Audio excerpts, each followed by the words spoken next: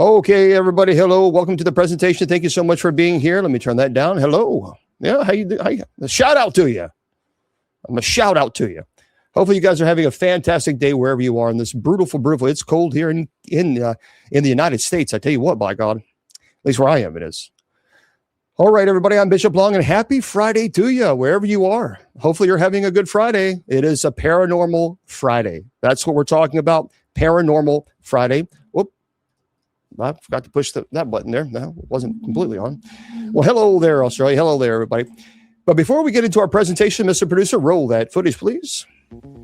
Fans of Bishop James Long, the renowned exorcist and paranormal expert on KGRA Digital Broadcasting. Now you can carry his wisdom with you.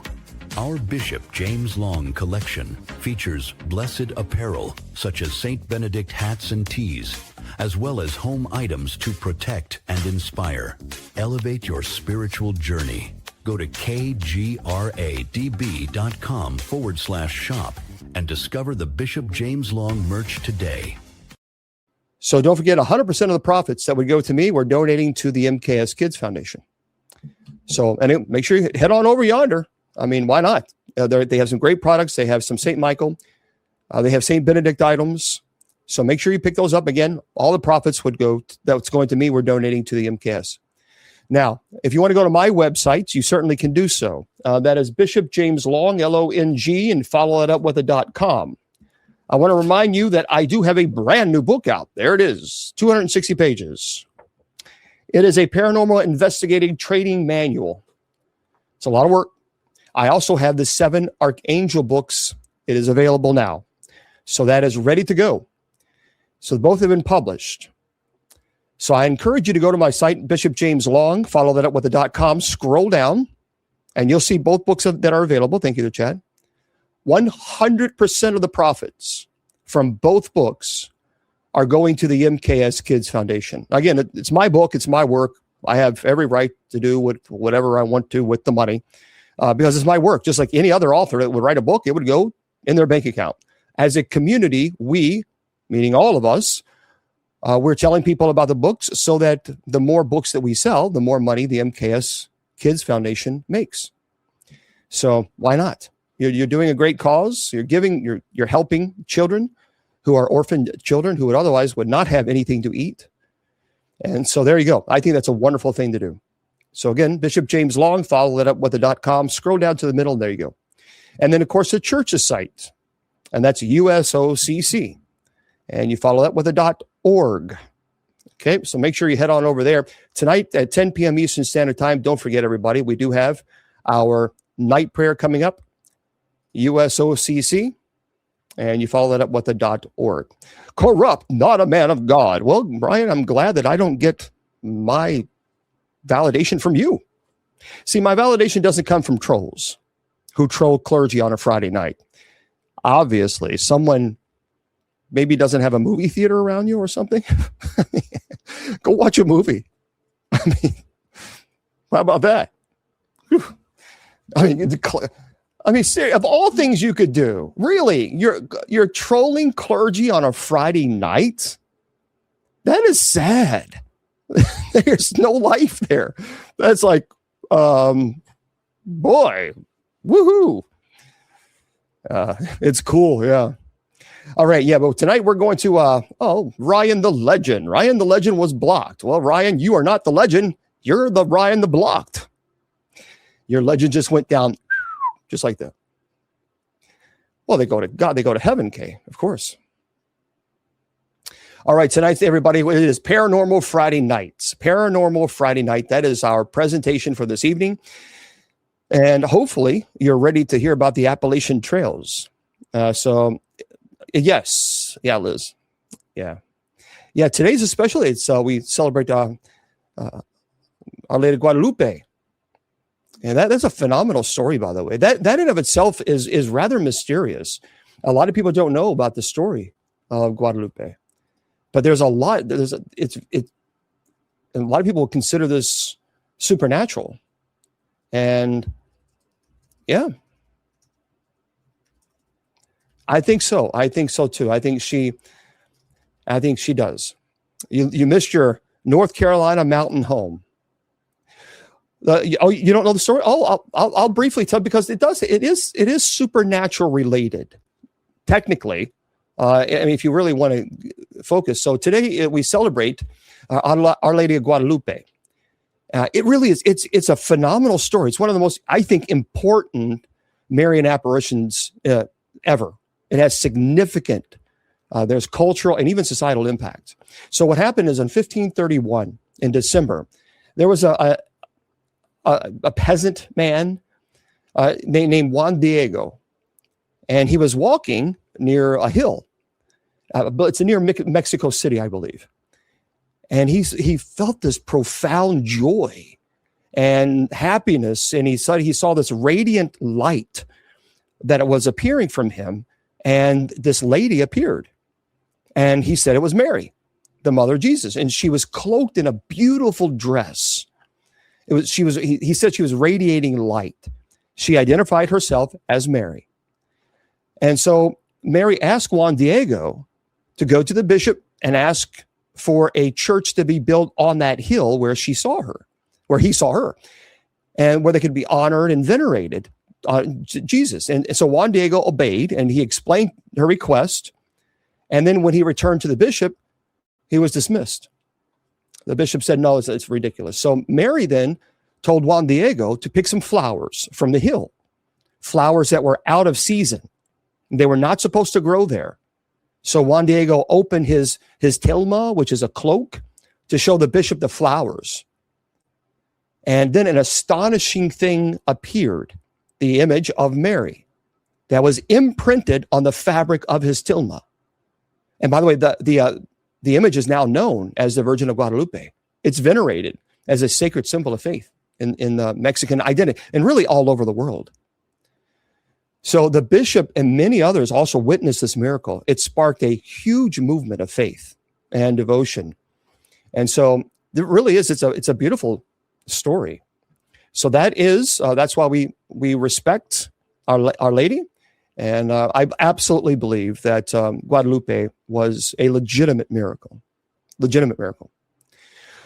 Okay, I mean, because again, that's why if you ever see Our Lady of Guadalupe, I don't have a statue here. I think I have a statue in the other room. When he opened his cloak, you could see clearly the image of Mary from the flowers. So, yeah, it's a beautiful story. Okay. Well, that's different than Fatima. Fatima was different. That's not the same as Guadalupe, but they're similar as far as miracles taking place and things of this nature. Okay, so everybody, tonight we are going to have a fun Friday night. It is Paranormal Friday night, where we just kick back, relax, and let me just scare the living heck out of all of you. But if you really want to be afraid, if you really truly want to be afraid, then Mr. Producer has to get on screen and show everyone, because I'm telling you, he was decked in some costume. I told him, Mr. Producer, take off your costume. Halloween is over. And he looked at me and said, I don't have a costume. But I'm telling you now, I think it's his weekly thing that he dressed up as Star Trek or something. I don't know. Star Wars, Chewbacca. By the way, everybody, at 11 p.m. Eastern Standard Time tonight, please make sure you join him on TikTok. You can join Mr. Producer. He goes by the handle name Bill Skywatcher. And he's going to be, he has a really expensive setup. For those, I love astronomy. And so he has a really nice setup of outside a telescope, and there's a meteor shower that's going to happen this evening. So consider, there it is. Thank you, Bill. So there you go, Bill, the moderator, put that up there right there. Bill Skywatcher, everybody. Make sure you follow him. And it's tonight, 11 p.m. Eastern Standard. Yep, that's his TikTok. Matter of fact, yeah, Bill just pinned it. There it is. It's pinned. At Bill Skywatcher. Yep. And he loves drinking apple juice. I've never seen a person drink so much apple juice in my life. He loves that apple juice. I tell you what, there's nothing wrong with it. He's a big apple juice guy. Go apple juice. You got to get there's good stuff in there. All right. Let's get into it, everybody. Let's get into the presentation. Tonight, we're going to talk about a cool topic. I have been to the Appalachian Mountains. I've had some cases in the area. And the Appalachian Mountains they won't let you down when it comes to paranormal activity. Well, if you don't have any sound, you might want to turn that up a little bit there. Everybody else has sound. You might want to turn your volume up just a little bit, Joseph. Everybody has sound, so we're good to go. Now, TikTok, here's the deal. Moderators, right now we have chat on for everybody. I would prefer chat to be on for everybody. But if it gets to a point where it gets disrespectful, as it normally always does, I'm going to put sub chat on. I don't want to put sub chat on. I'd rather have chat open for everybody. But unfortunately, there are people that ruin it. So moderators, let me know if it gets out of hand. Just put it in bold. Just keep spamming it. I'll see it. If it gets out of control, I'll put sub chat on. Okay. Otherwise, just be nice, guys. Just be nice. Just sit back, relax, and enjoy this scary conversation. What I do is I give a presentation, and then afterwards, we talk about some articles that I found, and then I answer your questions regarding the demonology, paranormal, whatever you guys want to talk about regarding that topic. For those of you who don't know, I'm Bishop Long. I serve as the presiding Archbishop for the United States Soul Catholic Church. I've been in the paranormal community now for 35 years. My first place that I ever investigated was Waverly Hills in Louisville, Kentucky, where I'm from and live. And I'm telling you, Waverly is an amazing place. Amazing. I'm in my 50s. And so, yes, I've been to a lot of locations. The Appalachian Mountains are one of the places that I believe is probably one of the most haunted. So the Appalachian Mountains, it is vast, it's ancient, and it is majestic. It stretches over 2,000 miles. It weaves through the United States from Georgia all the way to Maine. So to the untrained eye, they're just simply breathtaking landscape, and really it is. But beneath their serene surface lies a very dark history. A history of tragedy, mystery, and whispers of the dead. So for centuries, these mountains have been a crossroads of cultures, a refuge for the forgotten, and these silent witnesses to countless stories of loss and longing. So hang tight with your questions, and after the presentation, about 8 o'clock or so, we'll get into them. Long before the European settlers arrived, the land was sacred to the tribes who called those mountains home, the Cherokee, which my grandmother and my grandfather are descendants from, Shawnee, Iroquois, and others. They believed that the mountains were alive, inhabited by spirits, even ancestors. So they were very sacred. As a matter of fact, I remember my grandmother talking about this. In Cherokee legend, the mountains are guarded by what is called the raven spirit, a trickster who sometimes leads travelers astray, but also protects them from darker forces. So it's more like a jokester kind of a thing. And the Cherokee also spoke of what's called the watchers. And those are, my grandmother told me that, those are spirits who linger near sacred sites, waiting silently in the shadows. I wish, when I was a kid, I wish I could have asked my grandmother more questions than my grandfather, both of them, but I didn't know. I just simply didn't know. They had a wealth of information. Many native stories warn of spirits that can appear as animals or even strange figures, warning travelers of impending danger or death. Now, based on what I experienced at the Gates of Hell Cemetery in Kentucky, the way my grandma talked about the watchers, I think that probably was what I saw. The more and we'll talk about that later, about the Gates of Hell Cemetery. So when European settlers, when they pushed into the mountains in the 1700s and even early 1800s, they faced not only the brutal wilderness, but also the spirits that were believed to inhabit it. There were many tales of ghostly apparitions that began to surface, often linked to tragic events like accidents, unaliving, unexplained disappearances. Some explorers reported hearing disembodied voices calling their names, echoing through the trees, long after the sound should have faded. And others claimed to have seen shadowy figures watching them from a distance, only to vanish when approached. Do I believe in possession? I don't believe in it. I know it exists. It's not a matter of belief. I performed 34. Friar Tom, I didn't get to see your message. TikTok, for some reason, filtered it. But I have performed 34 exorcisms as of today. I've blessed thousands of locations. So hang tight with your questions, everybody, and I'll get to them, I promise you, afterwards. Trolls, I will not pay attention to anything you write. You will not get my attention at all. The only attention that you will get are from the moderators, and they will block you. So you're wasting your time with the Jerry Springer mentality. Okay.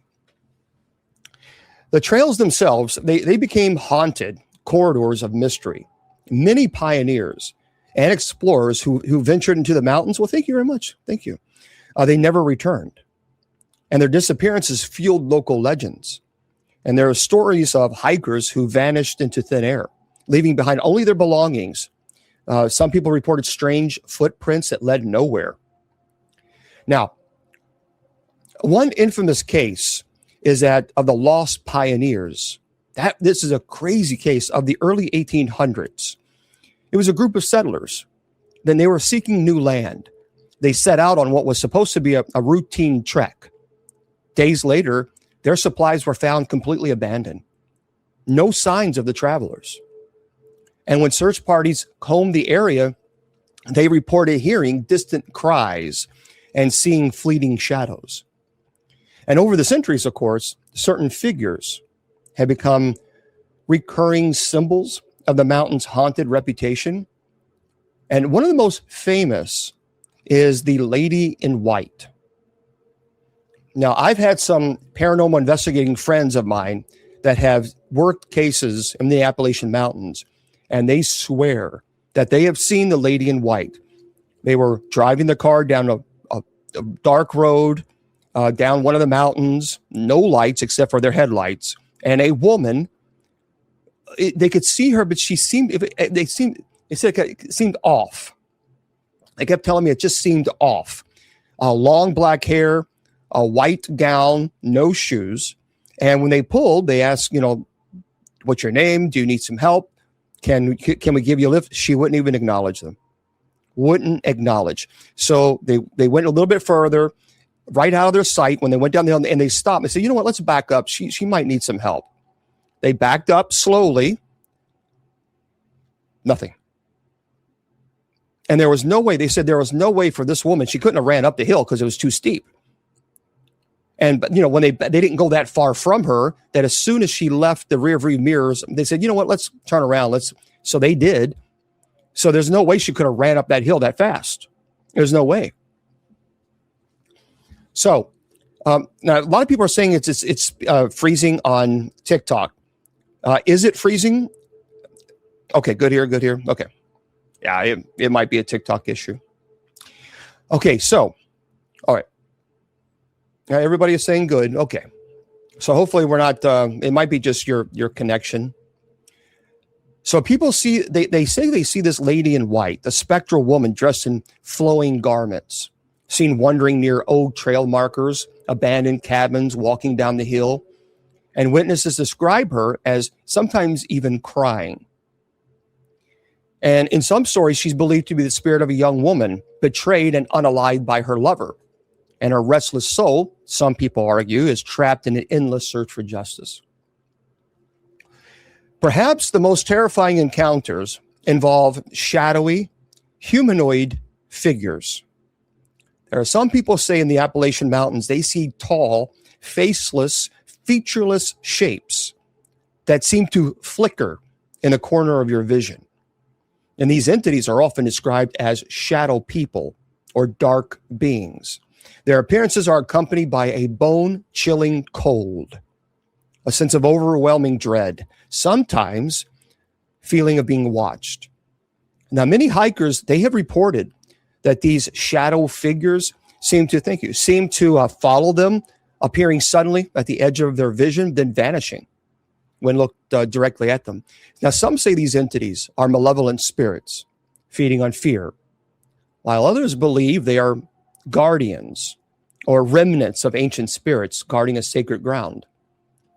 So the mountains are dotted with forgotten cemeteries, unfortunately. Some of these cemeteries date back hundreds of years. Oh, you've seen them, Jess? Wow. Many are overgrown, these cemeteries, unmarked. They're forgotten by the world. And the sites are believed to be portals or even gateways for spirits. In the dead of night, some hikers have claimed to see ghostly apparitions near these old graves. They hear whispers echoing through the trees. They feel unseen hands brushing their shoulders. Locals warn, never disturb a native burial ground, because they say if you do so, it's said to awaken restless spirits who will follow you home, or even worse. Okay, now the Appalachian Mountains have witnessed countless tragedies, unalivings, self-unaliving accidents, tragedies from Civil War era. The events have left a trail of restless spirits, that people say. And in some regions, the sound of gunfire and screams are heard long after the battles have ended. Ghostly soldiers are said to march through the woods on foggy mornings. They say the spectral forms are, flickering like dying flames. Yep, and we'll be doing Krampus next week, next Friday. Other stories tell of ghostly hitchhikers, phantom coaches that appear along deserted roads, coaches like horse and carriage, only to vanish when approached. So today, these stories persist. They are passed down to generations of hikers, campers, locals. Some dismiss them as just folklore, but others swear by their experiences, claiming that the spirits of the mountains are still very much alive. They're watching, they're waiting, sometimes reaching out to the living. And central trail sections are taboo. So, there are certain trails you just leave them alone. Avoided at night, believed to be cursed or haunted. Many hikers have turned back in fear, sensing unseen eyes upon them, or hearing whispers carried in the wind. Thank you there. Thank you for the whale. Thank you very much. For those, they're offering gifts to the ministry, so I say thank you on TikTok. The spirits of the Appalachian Mountains, they're restless. Their stories etched into the history of the land. And whether you believe in ghosts or not, one thing is very clear. The Appalachian Mountains, they are a place where the veil between the world is thin, and the past refuses to stay buried. So in the next section, I'm going to speak about present some testimonials who've come face to face with these spectral beings. Some of these testimonials will chill you to the bone.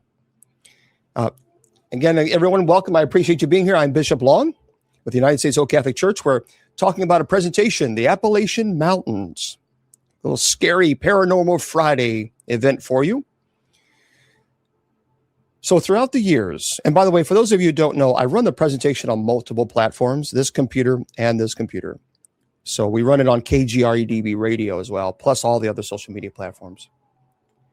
So that's why sometimes I'm looking here, I'm looking at this computer. Here, I'm looking at this computer. Okay. So throughout the years, countless hikers have ventured into the Appalachian wilderness, only to find themselves face to face with the unknown. Some stories are told in hushed whispers around campfires, ghost stories. Others are shared in cabins or even recorded in journals long after the encounters.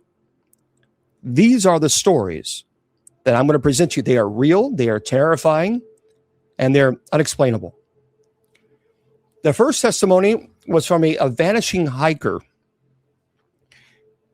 And this is on the journal that was just left behind. It was late September, just past dusk. I was hiking alone near the Great Smoky Mountains, trying to reach a campsite before dark. The air was thick with that strange hush that falls over the woods at twilight. As I crossed a small creek, I saw something.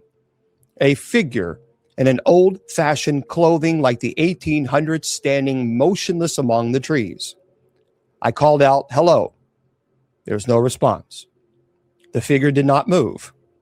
Its face was shadowed, but I could see it staring right at me. I froze, unsure whether to approach or run. Suddenly, it took a step forward, then another. And then it was motionless, almost like a wax figure. I blinked and it was gone. I looked around. My heart was pounding. There were no footprints, no sign of anyone. I checked my GPS. I was exactly where I should be. But the strange thing, the footprints I found the next morning, tiny barefoot prints, led into the woods and then simply disappeared into the dirt. This person, apparently something happened at that night that scared this person so much that not only did they leave their tent, they left everything behind. They ran. They completely deserted their tent, their sleeping bag, their journal, everything. That was the only thing. So no one even knows who this person was. The next testimonial says it was near dawn at Klingman's Dome when I woke up suddenly. A coldness so intense it felt like I'd been plunged into ice water. I sat up, and that's when I saw her. A woman in a flowing white dress, her long hair draped over her shoulders, standing just outside my tent. Her face was streaked with tears, and she seemed to be crying. I called out, "Are you okay?" She didn't respond. Instead, she reached out her hand towards me as if trying to tell me something. I was paralyzed with fear. I couldn't move or speak. Then just as suddenly as she appeared, she faded into the shadows. The coldness lingered after, and I felt a profound sense of loss, like she was searching for someone who didn't come back. The next morning, I found strange footprints outside my tent, barefoot, leading into the woods, but they were too small to be mine. There was no sense of anyone else nearby.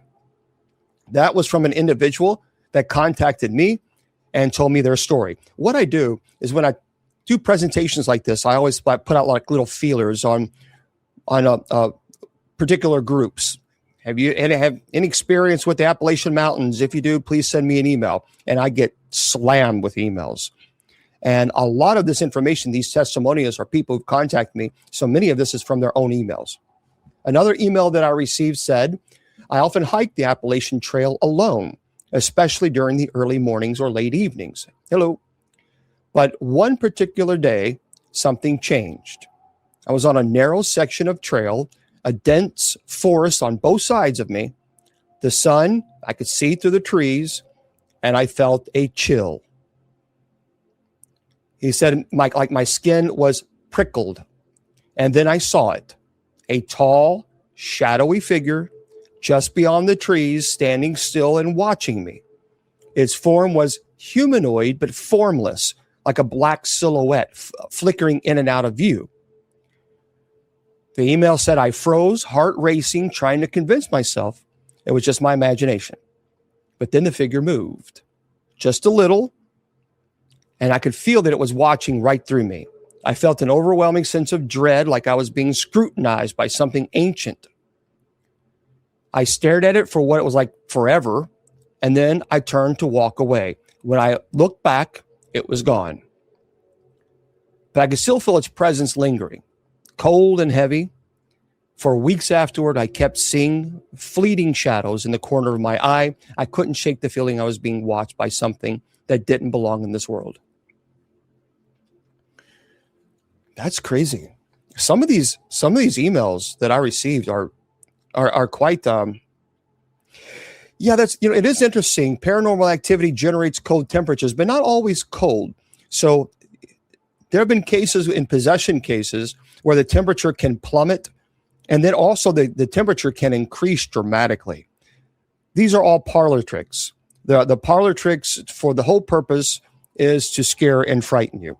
And guys, for those of you who are new, because many of you are new, and you're telling me to talk about the Bible, well, I encourage you, before trolling and insulting, get to know the community. We're here almost every single day, and every single day except for Friday, we do talk about the Bible every day. Sundays and Wednesdays, we have Bible study. Sunday all the way through Friday, we have night prayer, 10 p.m. Eastern Standard Time, one day of the week, 2 hours a week. That's it. We dedicate to the paranormal. That's it. So, for those of you who are new, just sit back and relax and enjoy the story. So these stories are just the tip of the iceberg. Many hikers report hearing distant cries. Sometimes people will hear on like a woman wailing, crying, screaming. Sometimes the anguished screams of a man in pain. Others have seen inexplicable lights flickering through the trees at night. A lot of people that I've talked to have said that they've seen this. Some felt unseen hands brush their shoulders, even woken up to find their tents disturbed. No signs of anyone nearby. Others claim to have seen ghostly animals, wolves, deers with glowing eyes, silently watching from the shadows. Another testimony that I got from an email says, I was hiking alone near the Appalachian Trail, as I always do every year in the southern section. I love the woods. I'm in the woods all the time, and I have never felt scared at all. I heard a voice calling my name, clear as day, but I was alone. I stopped in my tracks, frozen with fear. The voice called out again, closer this time. But when I turned around, no one was there, just the trees and the silence. And since then, I've always been concerned about going into the Appalachian Mountains. Well, I think they might be, Patrick. Patrick is asking, do you think they might be hearing Bigfoot? I'm a believer in Bigfoot only because there are far too many people, credible people, who have said that they've seen a bipedal creature. And I've even had a game warden on from Alaska, and he's absolutely convinced that he saw Bigfoot. And remember, he's a native Alaskan, and he's in the woods all the time. He grew up in the woods. So I think there's a lot of credible sources there who are saying they've seen this thing. So these encounters are often dismissed as hallucinations or tricks of the mind, but for those who experience them firsthand, there is no doubt. The mountains hide spirits that refuse to rest. So up next, we're going to explore the superstitions and the warnings that have been passed down through generations on the Appalachian Mountains. Beliefs that some say can protect you from restless spirits lurking in the woods. So across generations, those who dared to wander these mountains, the Appalachian Mountains, have carried with them stories, tales of curses, omens, superstitions that serve as warnings. The Appalachian wilderness, it's a place where the veil between the living and the dead, many people say, are thin. Many believe that disturbing the natural order can awaken restless spirits or even curse your journey. So we're going to talk about some ancient fears, rituals, superstitions that some say can or may keep you safe. So in the woods, it's not just superstition. It's actually tradition rooted in centuries of native lore, European folklore, Appalachian legend. Many believe that the land itself is alive with power and that certain actions can anger spirits or attract malevolent entities. Hikers, campers, even local folks adhere to certain taboos, believing that breaking these rules can lead to tragedy or even a spiritual curse that follows you after you leave the trail. So one common superstition among hikers and locals is they say, never hike alone after sunset. So it is said that after dark, the spirits become more active. Many believe that wandering through the woods alone at night invites shadowy entities, restless spirits, even the vengeful dead. The next, avoid looking into reflective surfaces in the forest. So whether it's a puddle or a mirror or even a shiny stone, gazing into the reflective surfaces is thought to be very dangerous because they believe, the folklore says, spirits can inhabit these surfaces. or they act as portals to the spirit world. And some say looking into the water could actually show you your future or reveal a ghostly face staring right back at you. Curtains are always shut. The reason being is because you don't want to ever look out, because if you look out, you never know where something, thank you, or you never know if something is looking back at you. Leave no personal items behind. Many hikers believe that abandoning belongings or leaving offerings at certain spots actually invoke curses, attract spirits that will follow you home. So again, these are what folklore, these are legends that's been passed down. These are people who've contacted me who live in the Appalachian Mountains. And this is some of the things they say. So a lot of people say, well, you leave something there for the spirits as an appeasement or as an appreciation. And the locals will say, no, don't do that. Never take a cursed object. There are some old trail relics, like an unusual stone or a broken piece of jewelry. In some circles, they believe that can carry curses. So removing or taking these objects is said to bring misfortune, illness, or hauntings. Oh, Benji lives there. My curtains are always closed by 6 p.m. Wow. So Benji, you really do. You close the curtains at 6 p.m.? Benji on TikTok is saying that he lives there in the Appalachian Mountains. So, okay. Oh, you do? Wow. Yeah, a lot of people do. Carry protective charms. Many believe that charms like a silver coin, crucifix, an old Native American talisman can ward off evil.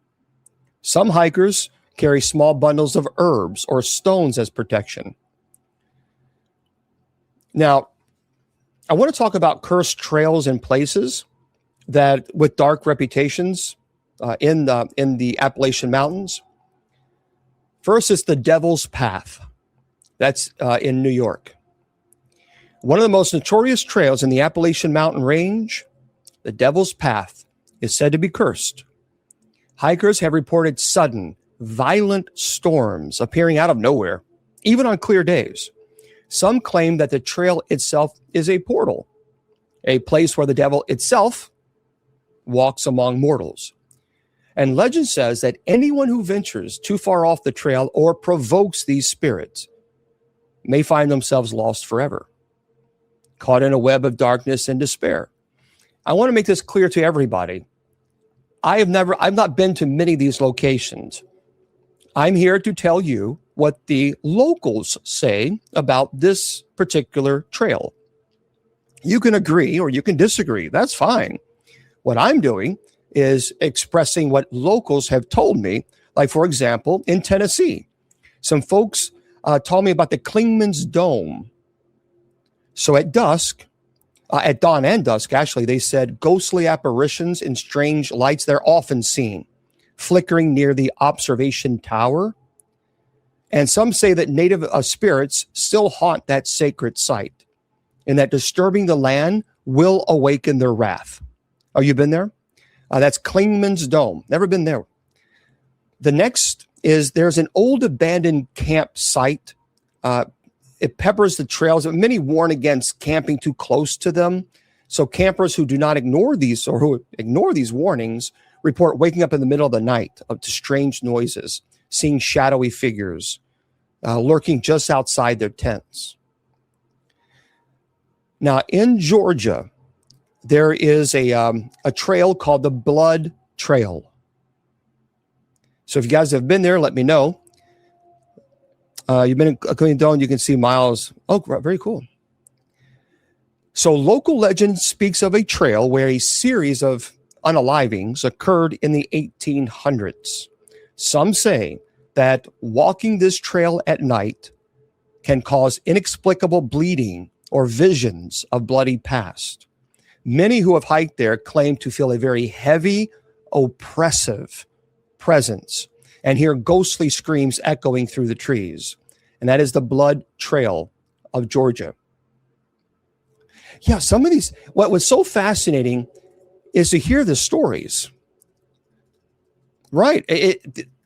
And these people, the locals are very serious about this. Because if you do, you may get something back, Yeah,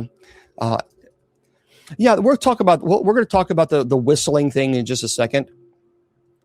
Yeah, I'll talk about that and where that came from. Native tribes have their own sacred beliefs about the mountains. They warn outsiders to respect the land. For disrespect, they believe, can invoke powerful spirits. Now, native legends warn that disturbing any burial sites, and unfortunately, people do.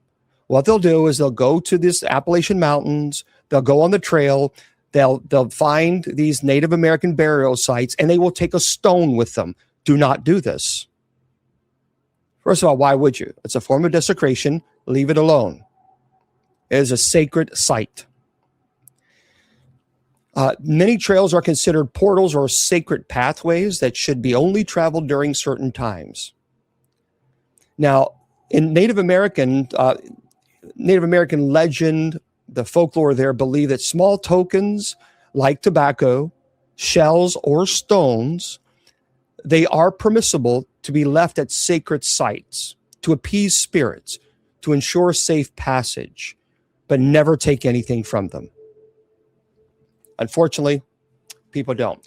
Now, there have been many seasoned hikers watch for omens. Omens like strange animals, unusual weather, inexplicable sights, an owl hooting in the daytime, or a black cat crossing a trail, or a sudden drop in temperature. They're all believed to be warnings. Some say that if you see a coyote or wolf in these mountains, it is a sign that spirits are watching, or that you're being tested.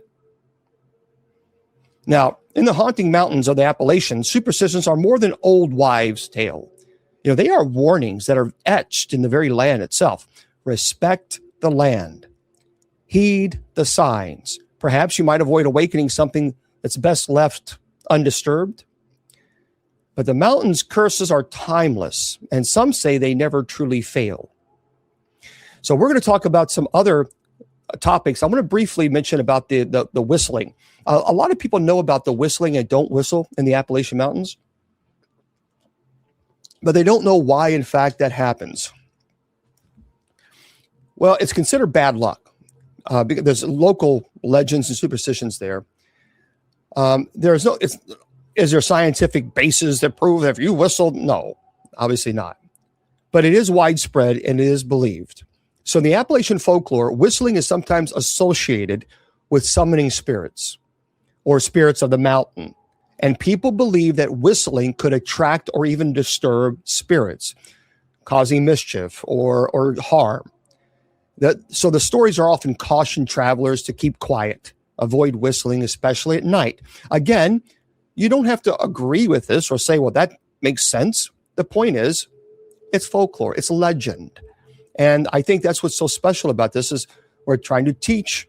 This is the folklore, this is the legend that many people swear by. Some legends tell of mountain spirits or lost souls that are lurking in the hills and the woods. Whistling is seen as imitating the sounds of these spirits, signaling your presence. That was thought to potentially attract dangerous entities of wandering spirits. Also, in old isolated mountain regions in the area, people relied heavily on outdoor work, and they could easily become lost. So the superstition about whistling, it might be rooted in practical sense. Whistling could alert animals, or in some cases, it might give away a traveler's location to predators, hunters, or even evil spirits. In some areas, avoiding whistling is a sign of respecting the natural spirits of the land. So honoring traditional belief that spirits or energies inhabit the mountains. So there's a lot of reasons why, and superstitions as to why one should not whistle when you're in the Appalachian Mountains. Now, The Appalachian Mountains are beautiful by day. Absolutely amazing. Sunlight, filtering through the canopy, birds filling the air. But people say that when darkness falls, a different world wakes up.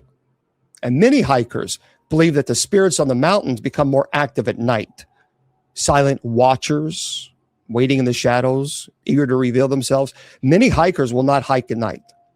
So when it starts getting when the sun is starting to set, their camp is set up. So we're going to also talk a little bit more about some terrifying stories of those brave, or some might say foolish, enough to hike in the haunted darkness after sundown. So the next are tales of encounters with unexplainable when the veil between worlds grow thin, especially when you're traveling at night.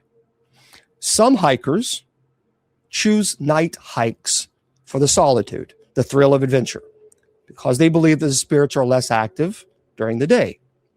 But what they often find is something more sinister. The forest at night, many people believe, is a place of shadows, where the familiar becomes frighteningly unfamiliar, where the ordinary becomes extraordinary, and where a lot of people claim to have seen things that defy explanation. This one individual sent me this email. They were hiking at night, and they knew they should not have been hiking at night. And he said, "My friends and I were hiking in the early evening near the Appalachian Trail, northern end. The sun was setting. We knew that we needed to set up camp, but we continued to hike. Suddenly, we saw a flickering light moving between the trees. Not a flashlight. It was a strange, pulsating glow, like an orb or a lantern that seemed to dance around in the woods. They called out, trying to get a better look, but the light darted away, flickering so fast it was impossible to track," they said. "Then it disappeared altogether." Thank you. "The woods grew eerily silent," he said, "and an icy coldness settled over the entire area. They hurried back to camp, but none of them felt safe, like they disturbed something ancient and watching." The next individual hiker sent me this. He said, "One night I decided to walk a short section of the trail alone at night, just as a storm was rolling in." Probably not the smartest thing to do. Anyway, they said, "As I moved deeper into the woods, I felt a sudden shift in the atmosphere. The hairs on my arms stood up. I had an overwhelming sense of being watched, and I saw this thing, a tall, shadowy figure, motionless, standing in the trail ahead." Says, "I froze. It was a humanoid, featureless, like a silhouette carved from darkness. I tried to speak, but no sound came out. The figure just stared at me, unmoving. Then it slowly began to drift closer. I turned and ran, heart pounding, but I could still feel its gaze right on my back. And long after I escaped the woods, I swear I saw it again in my dreams for weeks after, and I've not gone in the woods since." Oh, that is crazy. This individual, this was a female. She said, "I was hiking alone at nights on a trail near the Blue Ridge Parkway, as I do all the time. The moon was high, illuminating the path, but I kept feeling like I was being watched. Suddenly, I lost my footing, and I slipped into a small ravine." That would be terrifying. She said, "When I looked up, I couldn't find the trail. The woods around me seemed unfamiliar, twisted, and even darker than before." She told me she tried to retrace her steps, but the trail just seemed to disappear. Instead, she said, "I found myself in a strange clearing with trees that seemed to be speaking. It sounded like speaking in the wind. I panicked. I started shouting, but no sound came out." I got a little puzzle. There we go. Got to do a little puzzle. So, but I couldn't. I panicked and I started shouting, but no sound came out. And then out of the shadows, I saw a figure, a woman in white, staring at me with hollow eyes. I was able to run, blindly, tripping over roots until I burst out of the woods into the safety of my camp, shaken, exhausted, convinced that I'd crossed into something otherworldly. That's dangerous stuff. I mean, first of all, you hiking at night by yourself is not a good idea at all. These people say, one night I was camping in a remote spot with some friends when we began to hear voices. It was faint at first, whispering their names, calling them from all directions. They sat up, flashlight in hand, but they didn't see anything. Then the voices grew louder, like a bunch of people were saying their names and even crying out in pain, pleading for help. And then they saw a mist swirling around their tents. And through it, I glimpsed fleeting shadows like darting between the trees, shadow people. And they said we felt icy figures brushing their shoulders. They froze, paralyzed with fear, until dawn when everything disappeared. They packed up and left immediately, but could not shake the feeling that they had been marked by something unseen. See, that's the thing. Well, excellent. Thank you there, Katie. Thank you. I tell you what, some of these stories, when I read them, they were pretty intimidating. Many who hike at night describe a profound sense of disorientation. Now, that could be obviously explained because it's night. Thank you. But the darkness seems to warp like time and space, making familiar terrain completely unrecognizable. Some claim that the woods themselves seem alive, like shifting and breathing. And hikers report hearing distant screams or ghostly footsteps, or even the soft cry of a child lost in the woods. Native Americans will tell you never follow that. One individual sent me an email and said they kept hearing the crying of a child, and they left their tent, their campsite. They were by themselves, and they went off of the trail, and they kept going, where are you? Where are you? Where are you? And they kept, it was like right in front of them, and they kept chasing after what they thought was child.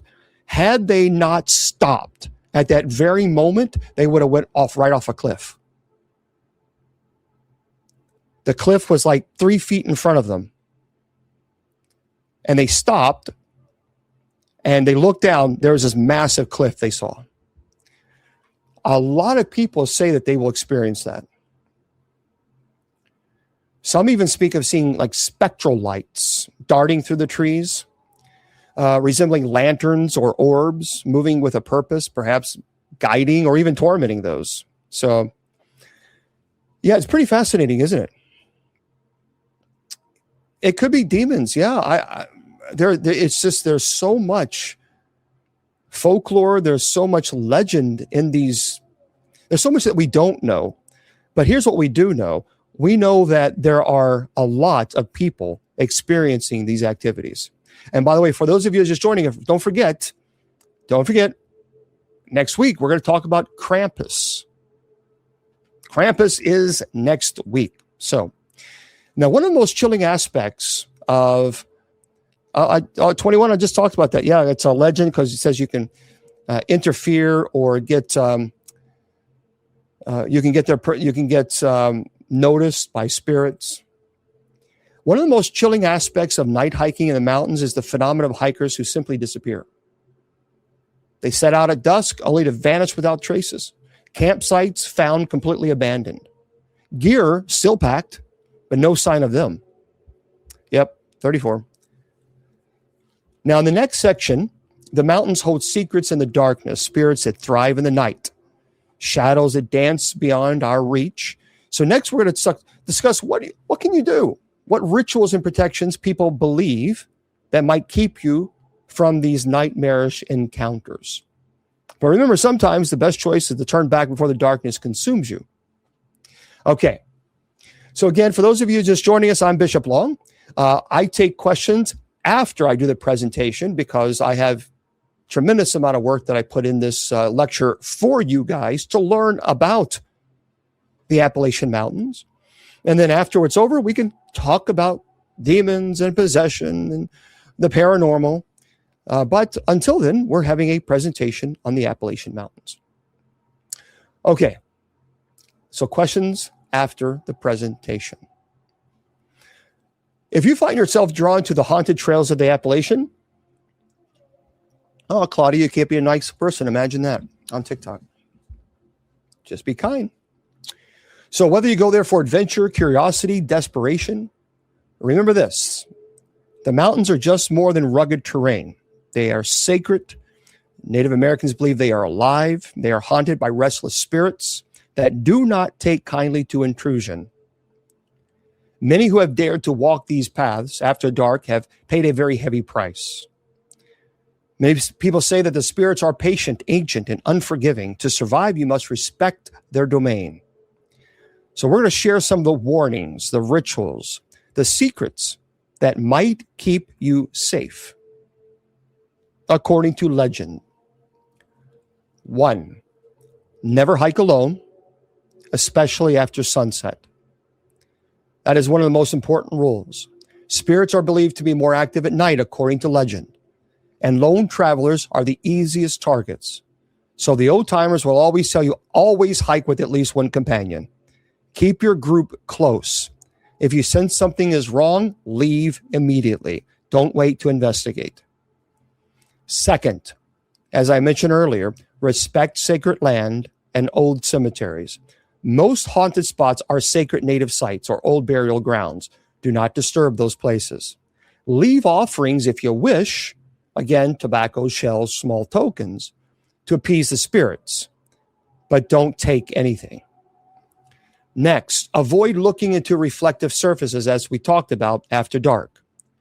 You can carry protective talisman, like, again, a crucifix. Keep a light on. Be vigilant. Do not travel at night. Coins, yeah. Always carry a good flashlight. Keep it on. Make sure you have extra batteries. Many people say that when they go into the Appalachian Mountains and they travel at night, even though they know they shouldn't, when they have paranormal activity, their batteries completely are zapped. There is no more energy for the batteries. They're completely gone. Now, there are some superstitions and warnings. Do not cross certain trails or boundaries, because some paths are considered cursed or even portals. Never sleep in a haunted spot without a protection ritual. Do not leave food or personal items behind. The mountains are said to be ancient, sacred, alive with unseen forces. They remember every intrusion and every disrespect. And many people who ignore these warnings have paid dearly. So before you set foot on these trails, the locals and Native Americans say, are you prepared to face what lurks in the shadows?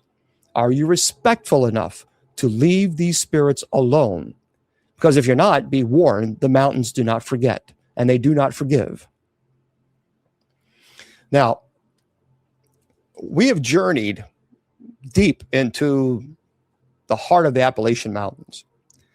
It's a place of beauty, danger, darkness. I've heard stories of those who have seen the unseeable, felt the invisible, been touched by forces beyond understanding. I've talked to you about some personal experiences and even testimonies, stories that's etched in the very being of the land. Many who've wandered the Appalachian Mountain, trails, drawn by curiosity or the thrill of adventure, have paid a very heavy price. Some leave with stories that haunt their dreams forever. There are other people who have said they will never, ever return. I think there's one lesson that the Appalachian Trails teaches us. It's this: respect the land. For in the ancient woods, every stone, every tree, every whisper carries weight, according to legend. So respect is not just a superstition, it's a necessity. The land is alive with memory and power. Disrespect it, and you risk awakening forces beyond your control. Yeah, we talked about that when I first started the presentation. Now, some say the spirits are guardians, watching over the land, its history. They're ancient, they're wise, they're patient. They listen to the whispers of the trees, the cry of the wind, the heartbeat of the mountain itself. So if you listen to the stories, ask yourself, what does it truly mean to walk these haunted trails? Again, the trails are long. The Appalachian Trails, we're not talking about just a couple hundred feet.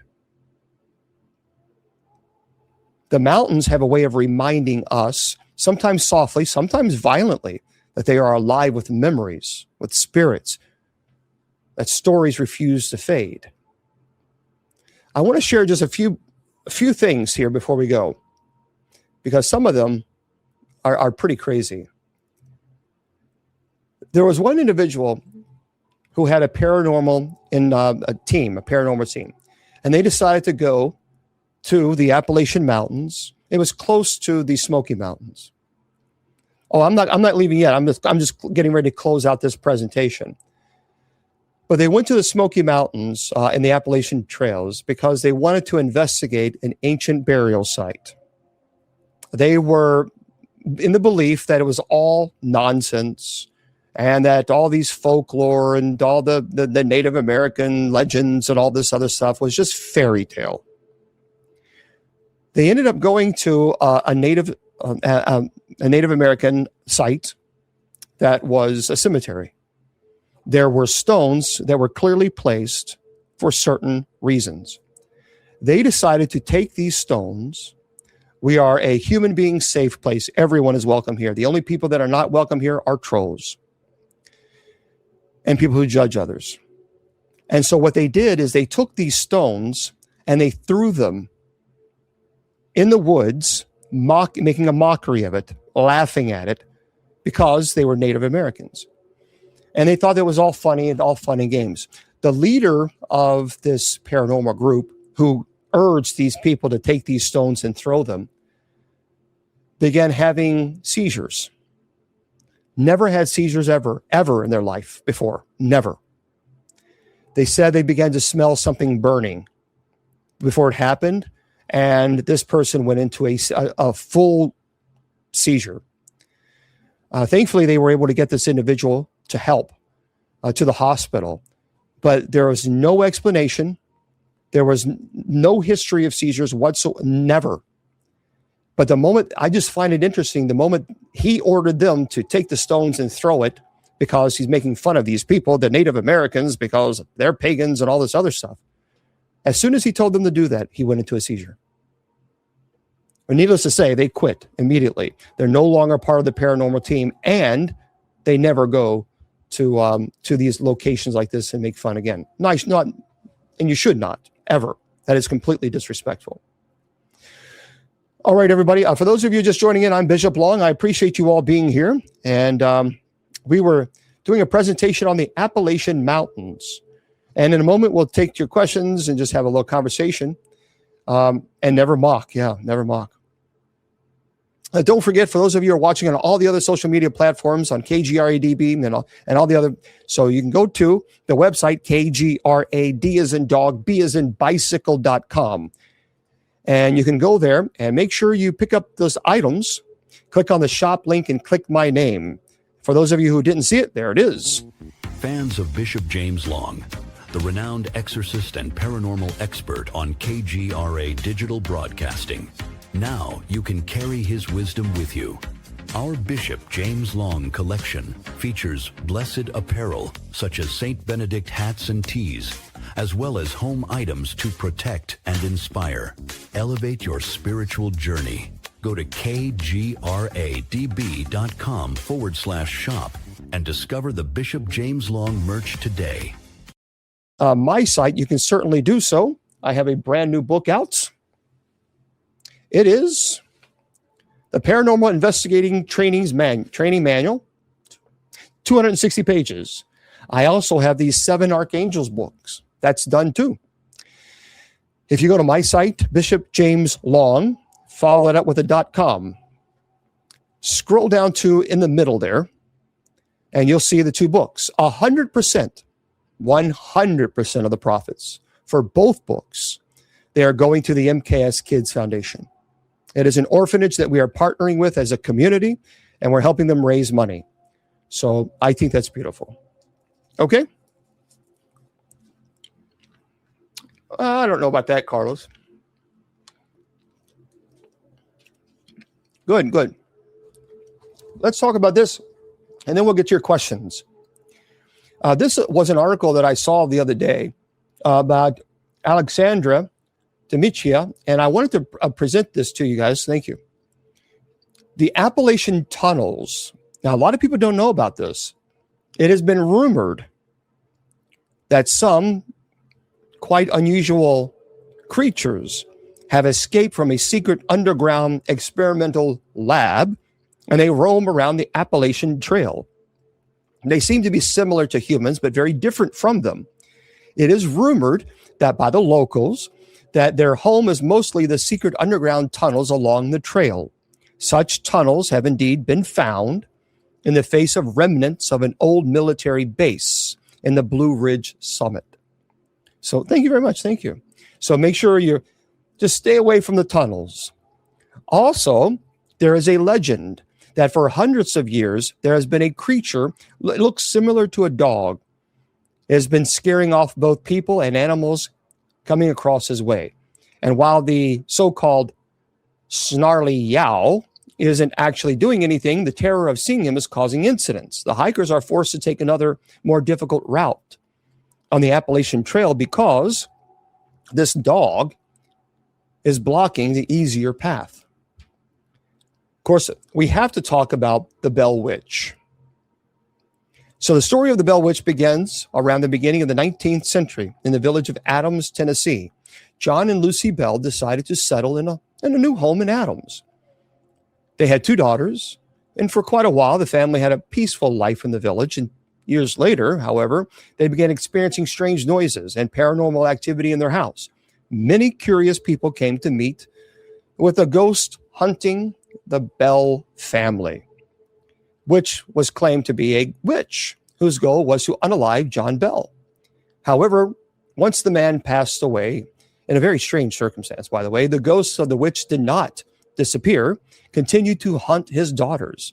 While the presence of the Bell Witch in the region had not been reported after the beginning of the 20th century, her spirit may still be roaming around the popular Appalachian trails.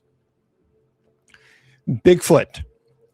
The legend of Bigfoot is one of the most popular ones in the Blue Ridge Mountains and across the United States. The creature, looking like a mixture between an ape and a bear, is claimed to have enormous limbs. Imprints of his feet have been reported in many places across the Appalachian Mountains and beyond. And people have described numerous encounters with this creature. So people say Bigfoot lives in the forest. He's considered a watcher by the Native Americans. And the hikers of the Appalachian Trail shouldn't be surprised if they come across his enormous steps around the beautiful Blue Ridge Mountains. So be prepared. Next, the Brown Mountain Lights. So also called ghost lights. It's claimed to be the Brown Mountain Lights are glowing spheres in the sky in like different yellowish colors. It's also said that they have been happening for over a century, but their occurrences now, it's a rarity. Reports of them before the 20th century, they're also present, and that is where a variety of legends that explain their origin. One of the most famous ones is that these are souls of Native American women searching for their loved ones who passed away in the battle between the Cherokee and the other tribes. Another popular legend is that these lights are the torch of other people that continue searching for his lost loved ones in the forest. Yeah, there's people who swear they've seen these things. Oh, cool. There's a Bigfoot store down in the Blue Ridge, Georgia. Very cool. Oh, thank you very much. Thank you. Banshees, I certainly believe that there's something there. There's people who've experienced it. Matter of fact, we had Willie Windwalker Gibson on, who is a shaman, and he talked about banshees, and they're quite evil. Some people say in the Appalachian Mountains, you can see Mothman.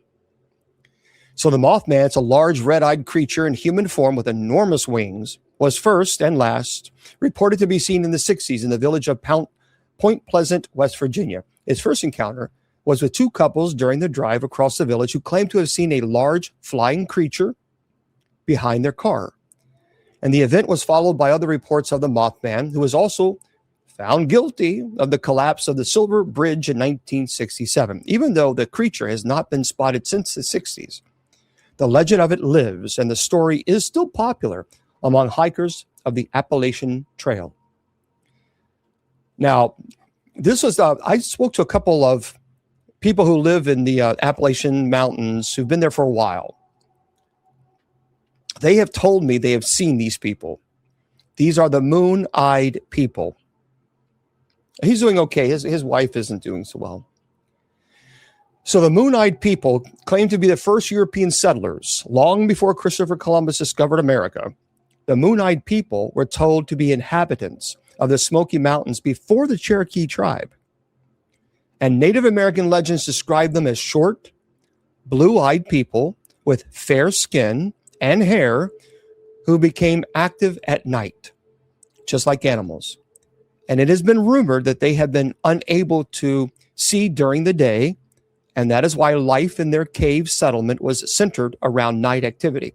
Due to this, they were named moon-eyed people, and the mystery around their existence continues to live on today. See, K-Bug says those are real. There's a lot of people who absolutely say that these things are real. The next one is the Wampus cat.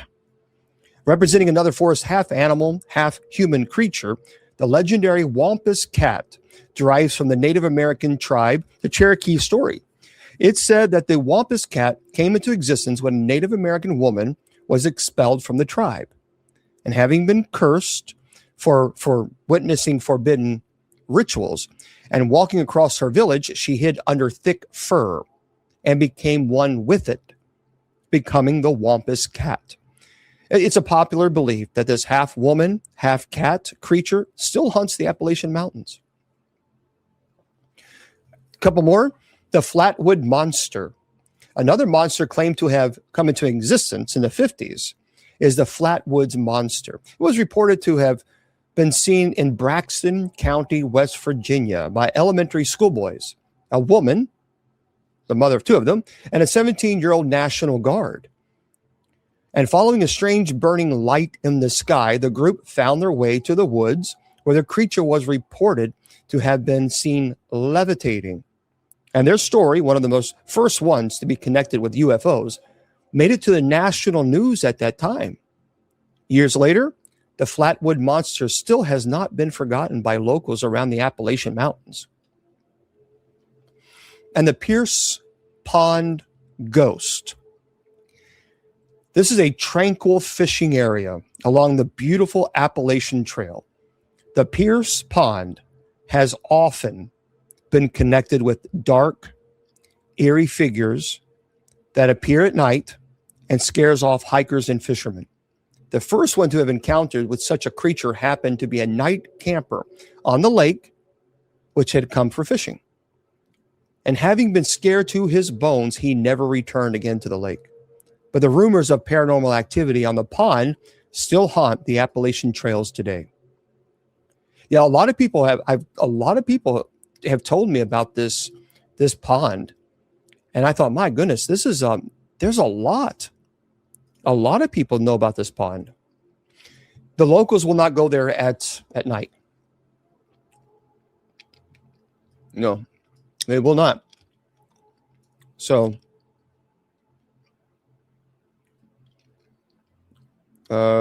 Zoom, well, send me a message on Book to the Face there. Asheville. Yeah, Asheville is beautiful. It's really beautiful. Now, it's interesting. The Appalachian, yeah, it could be the Wendigo. Would you not go at night? I think, see, the thing, if this is similar to the Gates of Hell Cemetery, no. I think if you do that, then you're asking for trouble. And that's the thing. Don't put yourself in a situation where it could be precarious. No, cheat. No, someone's asking, do you think using a spirit board is the same as a Ouija board? Absolutely not. And I'll tell you why. When you're using a Ouija board, you're giving the spirit permission to possess you. People, I don't know why they haven't connected that dot. And I'll tell you why. When you place your hand on the planchet, you're giving whatever spirit that is present full control of your motor functions to move the planchet. Folks, that's a form of possession. Why would you do that? That makes no sense whatsoever. None. And you're giving an invitation. So, Stryker, here's what I believe. Do I believe that these creatures exist? What I do believe is that there are many people that have reported them. To them, it was real. Have I ever seen? The only thing that I've ever seen is something that I would consider, say, could be Mothman. Perhaps. That's the only thing that I could probably describe. So I would say probably Mothman. I've seen shadow people. Oh, thousands of shadow people.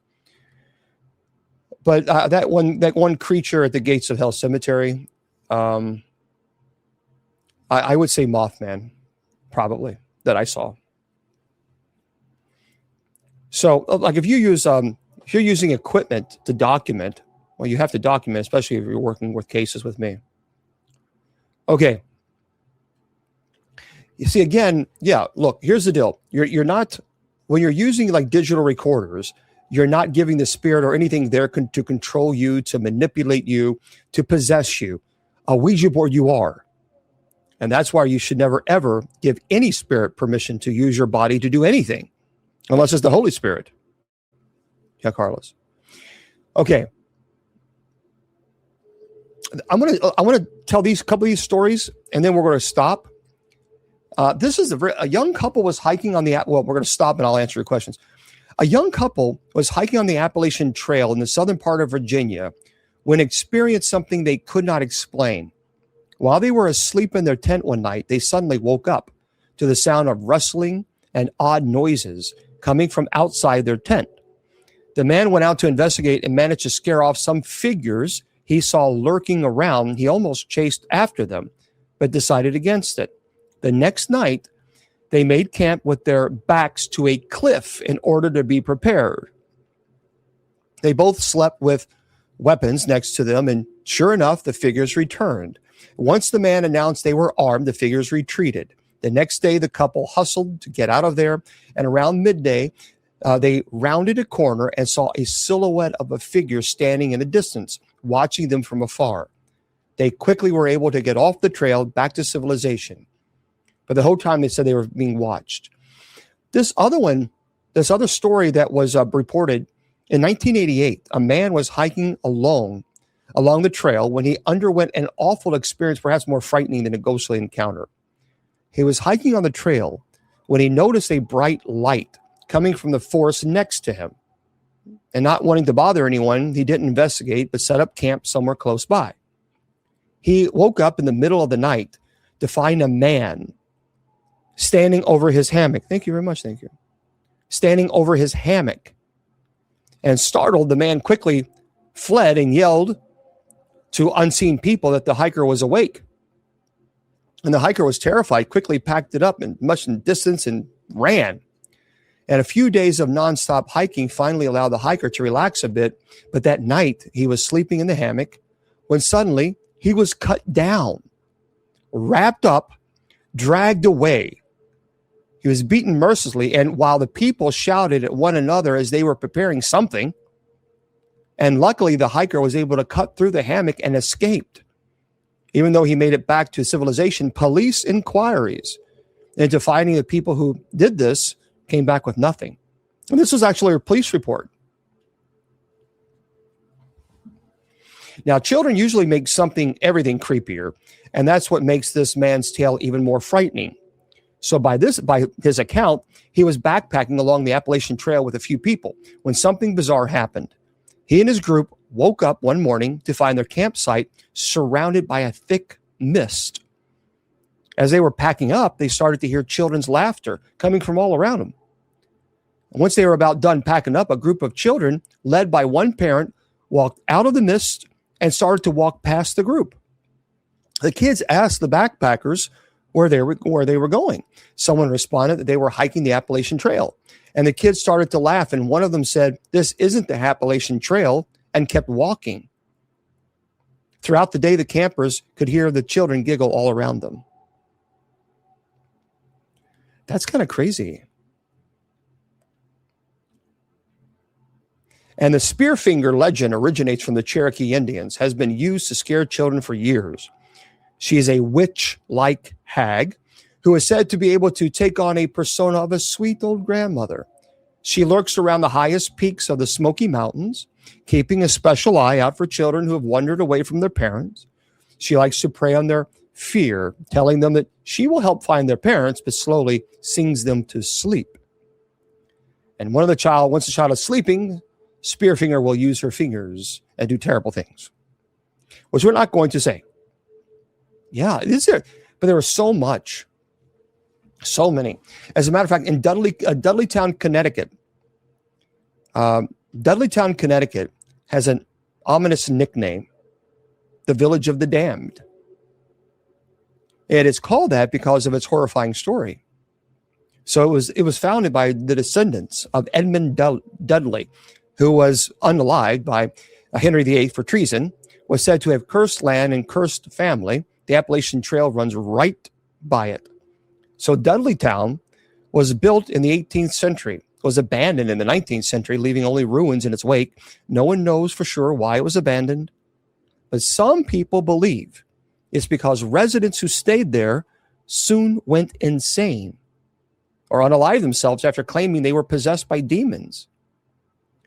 People say that they see strange lights and orbs surrounding the area. Man.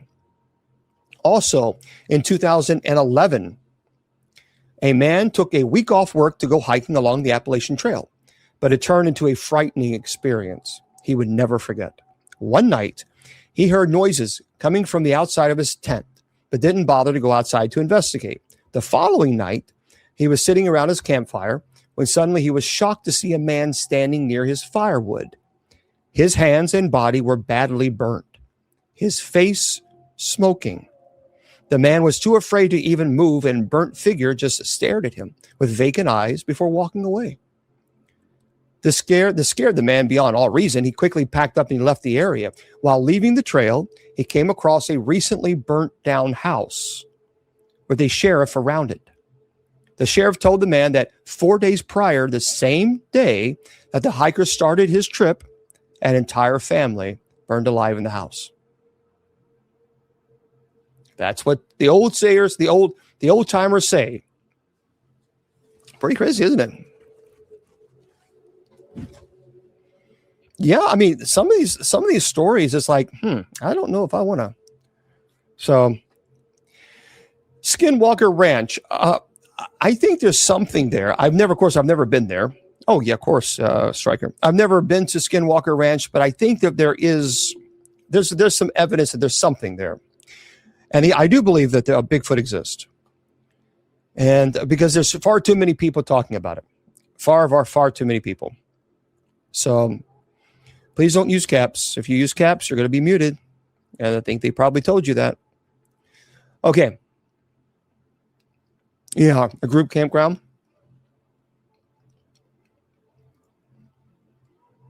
Well, if that didn't scare you, one of the Appalachian Trail's most enduring urban legends is that of Oddie Klein Powell. And on top of Bluff Mountain, you can find a marker with information about 4-year-old Powell, who passed away in that exact spot over 100 years ago. Since then, hikers have reported seeing a little boy wandering the campgrounds looking for something, but never actually finding it. Nobody knows how Powell passed away, which has caused countless theories about him. And while he still haunts the area, people have also gone out of their way to create entire narratives explaining what happened to Powell, but the actual truth seems to be lost in history. But nonetheless, a lot of people are seeing them. Okay. Yeah, someone was asking about crime. So reported crime is rare in the Appalachian Trail, which makes, of course, the story of Randall Lee Smith even more frightening. So back in the 80s, Smith pleaded guilty to unaliving 2 hikers on the trail. He admitted to befriending and spending time with them on the trail. But then in the middle of the night, he unalived one and then the other. He was sentenced to 30 years in prison, but ended up serving only half of his sentence. And once he got out, he tried to do the exact same thing. He befriended two fishermen on the trail and tried to unalive both of them. They survived, thankfully. Smith tried to flee the scene in a pickup truck, but crashed and succumbed to his injuries a few days later. So, Mothman, I believe perhaps Mothman might exist only because of my experience at the Gates of Hell Cemetery. That's the only time I've ever seen this creature that looked like what is described as Mothman. So I have a documentary on the Tube to the U channel. So 25 years ago, no one even knew that Casey Cemetery in Eastern in Elizabethtown even existed. No one knew. It's an old abandoned cemetery, and in the paranormal community, that we communicate through Yahoo groups, and no one even knew that place was even around. But some families had contacted me because they knew there were people going there performing satanic things, rituals. They just didn't like it because they had family members buried. It's no longer being used. It's abandoned. And so they asked if I would go there and bless the ground. Thank you very much. Thank you. Thank you appreciate that. And so I said, yes, I would. So we went there. Wow. Thank you. Thank you guys for the gifts. I appreciate them very much. Thank you. So I went to this place and we did an investigation. There was an altar there. There was a satanic altar that I removed and took several of the items, and all hell broke loose. That place it is not the same place in daytime at night that it is at night. It's two different places, two completely different places.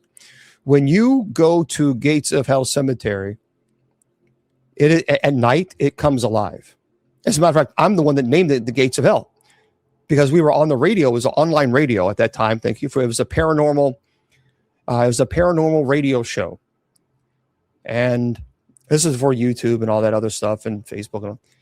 And so we went on radio and we talked about what we had. And we said, man, this is like the Gates of Hell. It's like, that's it. That's it. And that is how it got its name, the Gates of Hell Cemetery. But we were there one time. I've talked about this before. So I talked about this story before. So we got to the back, and there's a lot of new people here.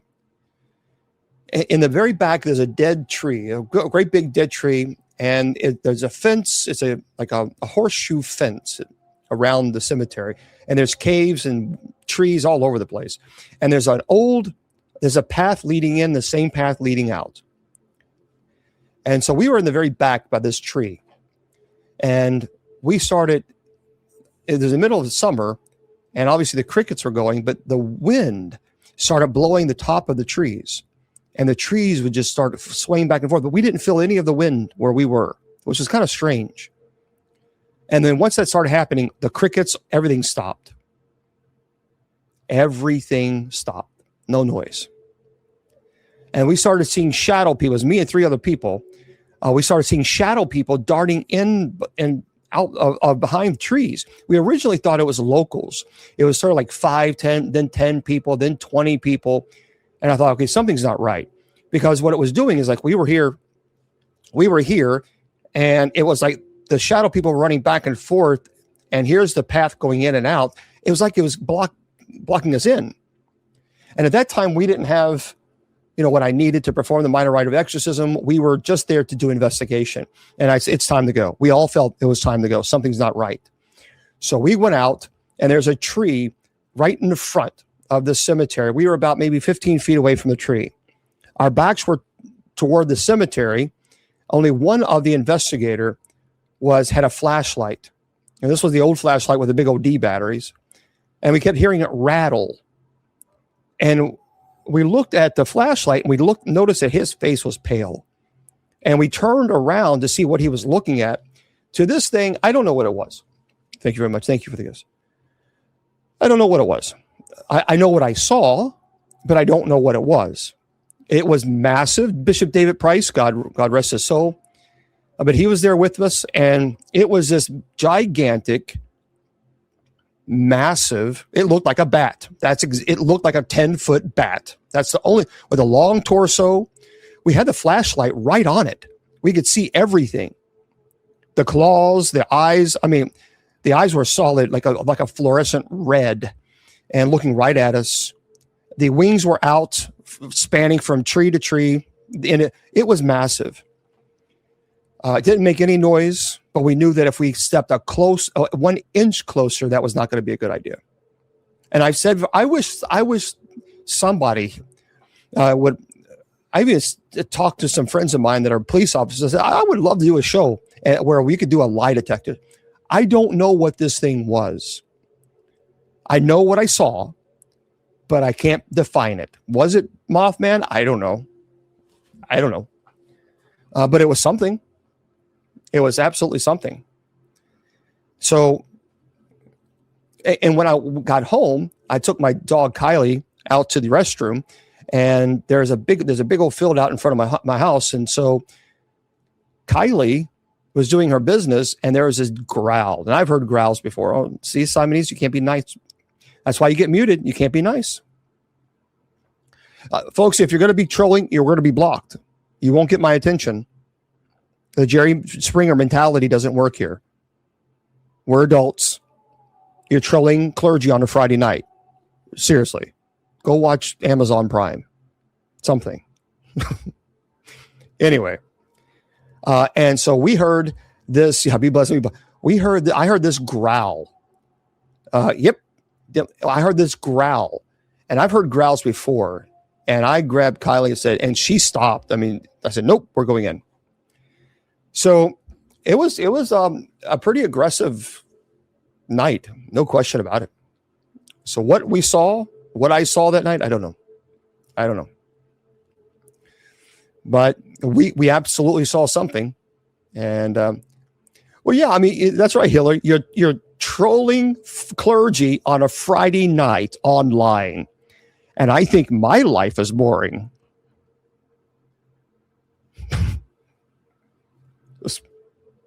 Whew. Anyway, when I go back, I think if you go back at night, this is a place, honestly, if you've ever seen Silent Hill, thank you very much. If you've ever seen Silent Hill, that is Silent Hill. And it really comes alive at night. I tell people, stay away from it. Stay away. So was I afraid? Oh yeah. Of this creature? Yeah. And it was different than with demonic possession. So with demonic possession, the parlor tricks, you kind of, but with this thing, it was something different because I can't define it. And I think that's what made it scary, as I couldn't define it. Thank you very much. Thank you for all the whales. I appreciate that within. Thank you. So shadow people, look, I've been to Waverly Hills many times. I live in Louisville. That's where Waverly Hills is in, Waverly Hills in Louisville, Kentucky. I've seen shadow people there, and I never felt threatened. Never.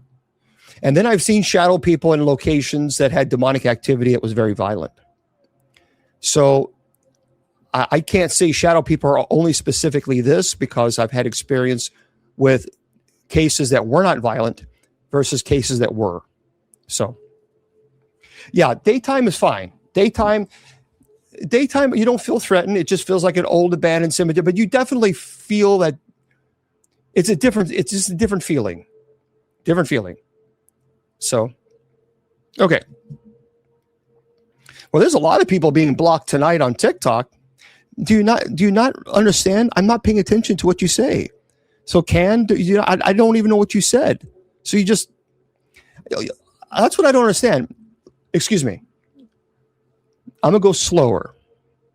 I might be speaking too fast. For the trolls, I gotta go slower. Trolls, I don't read your comments. You don't intimidate me.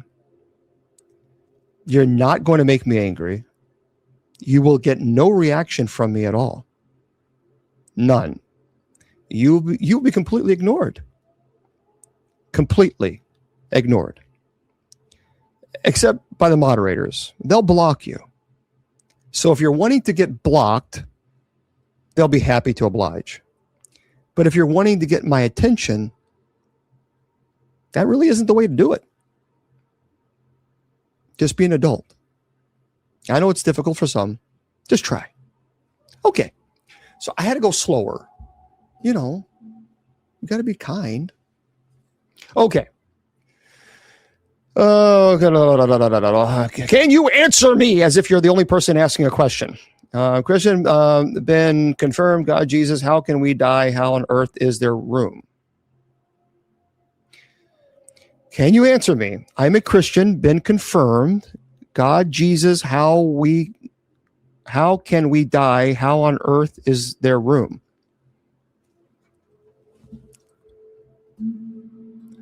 You'll have to help me out with that one. I know that TikTok doesn't give you many, options to type out what you actually want to type out, but you'll have to help me with that. Oh, Carol. Wow. Carol says, I died in the hospital in 2024. I had 6 angels. Actually, yeah, I had a near-death experience as well. And my near-death experience, I absolutely saw my mom. 100%. 100%. So Bobby Mackey's, here's the deal. I don't work for Ghost Adventures. Do I know something happened to Bob? Oh, absolutely. There's no question something happened to Bobby Mackey. I was there. And it was interesting how so many people went online as if they were there, talking about, well, this didn't happen and that didn't happen. And then I didn't see you there. When were you there? I'm kind of curious. You weren't there. That's right. I was there. I saw it, and I experienced. I heard the growl. Zach, of course, went off to it, and he came back. Something was off, and I knew something was off. You can see it in the eyes. Even with Aaron, he became very aggressive. So it's funny how people talk about it as if they were there. They weren't. It was me and the 3 guys. That was it. They didn't have a whole team at that time. That was just us. That's it. Yeah, it was Aaron. It was pretty aggressive because Aaron's not an aggressive person. But I remember him having this camera. We were back in the room where that growl was, and he kept looking over at me like this, and just gave me this nasty look. It's like, okay, something's not happening. Something's not right. But yeah, it was pretty serious. Do you think that Bigfoot might be an unknown animal? I do think there's something there. I do believe in Bigfoot. Now, what it is, I don't believe that Bigfoot is an alien. I'm not a big believer in I know some people believe he's an interdimensional being. I'm probably more on the lines of maybe some type of explanation from a scientific explanation. I don't know if he evolved from X to Z. I just don't know. I think it's more of a creature, but there's some intelligence there. So, you're on here. Oh, Toby, I've just looked you up and you aren't even a real priest. Well, Toby, you probably shouldn't go to YouTube and get your information there, Sunshine. And sometimes when you go online, anybody can create a website. Like I can create a website right now saying that you're brilliant.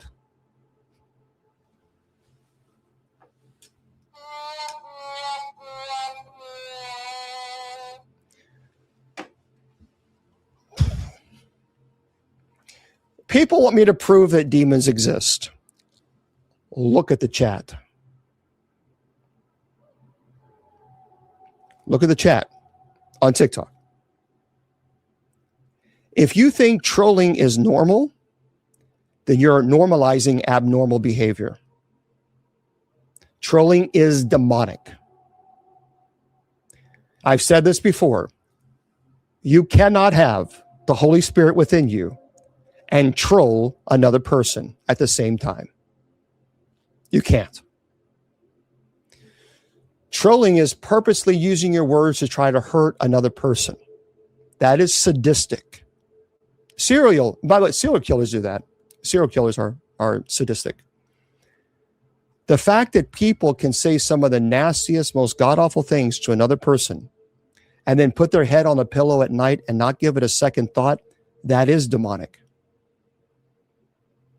So if you're trolling,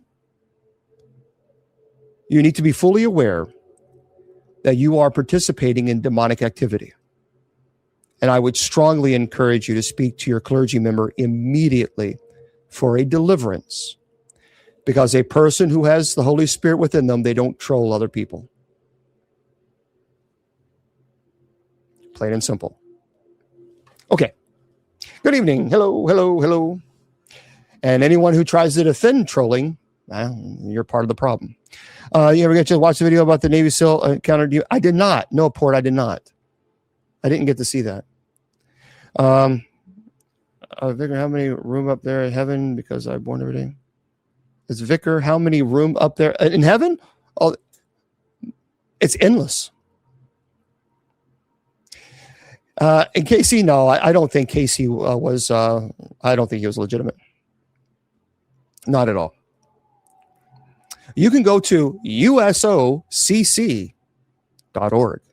What do you say about black energy?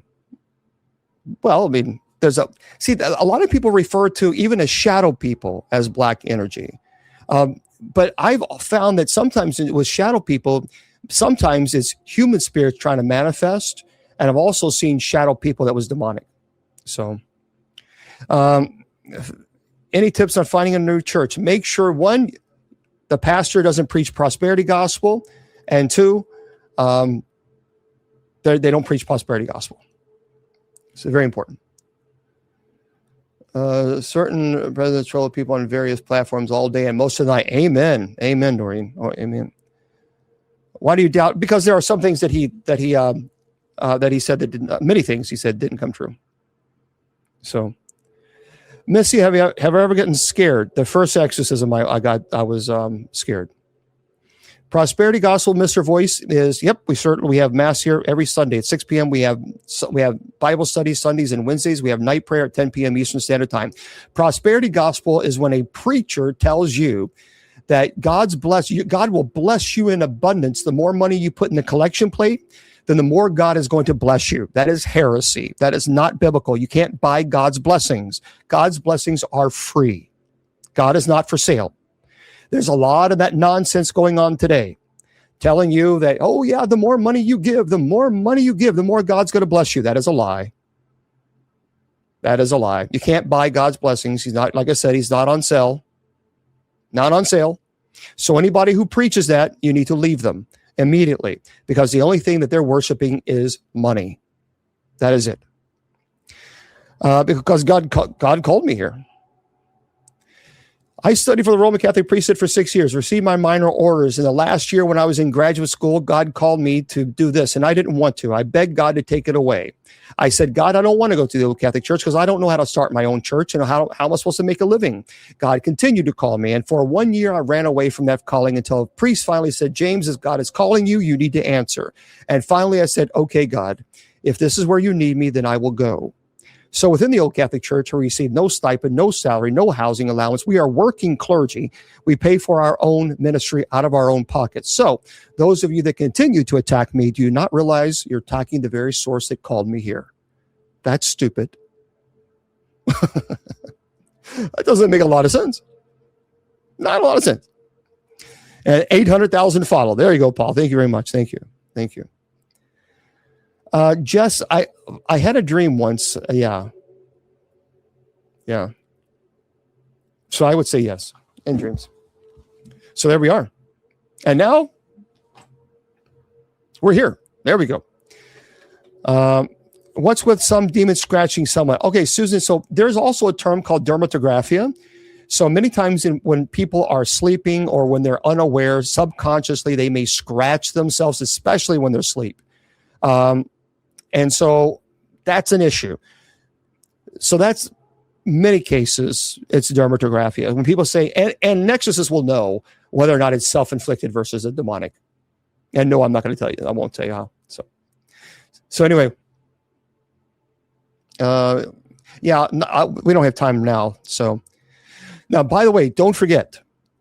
So next week, we're going to be here. We're going to talk about Krampus, the history of Krampus, which is pretty interesting. And we're also going to have our night prayer. I'm not finished yet. I'm just giving you guys. We're also going to have night prayer tonight at 10 p.m. How often are there symptoms? Simply just theatrics. Great question, Lion. Yeah. And there are Lions VS asking about theatrics. That is a good question. As a matter of fact, I remember driving 11 hours. There was a grandmother who was taking care of her granddaughter, and her granddaughter was acting like she was possessed, terrifying her grandmother. Her grandmother was in heart failure, so she had a pacemaker. She was already terrified. She contacted me, begging me to please. And I said, okay, I had to raise money to get there because I don't charge. I've never charged. And so I finally got up there, put it on my credit card, drove 11 hours to get to this location. And as soon as I walked in, the granddaughter fell on the floor like a fish out of water, screaming and wailing. I knew it was an act. And in the biggest, loudest voice, I told her to shut up and sit down in that chair. She stopped. She looked at me like the deer in headlight look.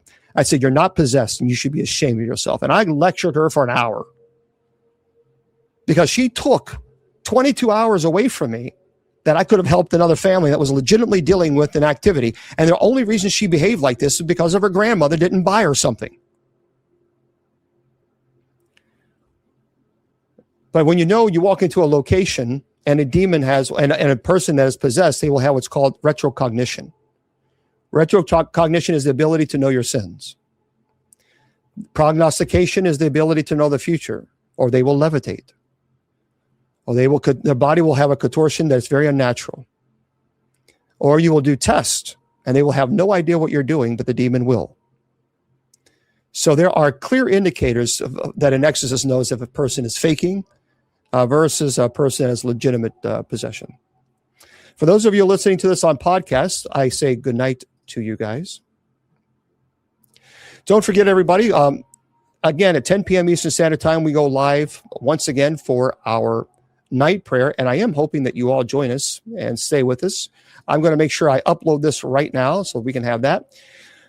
Also, don't forget, our Mr. Producer behind the scenes is going to be going live at 11 p.m. right here on TikTok. There's a meteor shower that's supposed to happen tonight, so you might want to tune in. It's a Bill Skywatcher, all one word, Bill Skywatcher.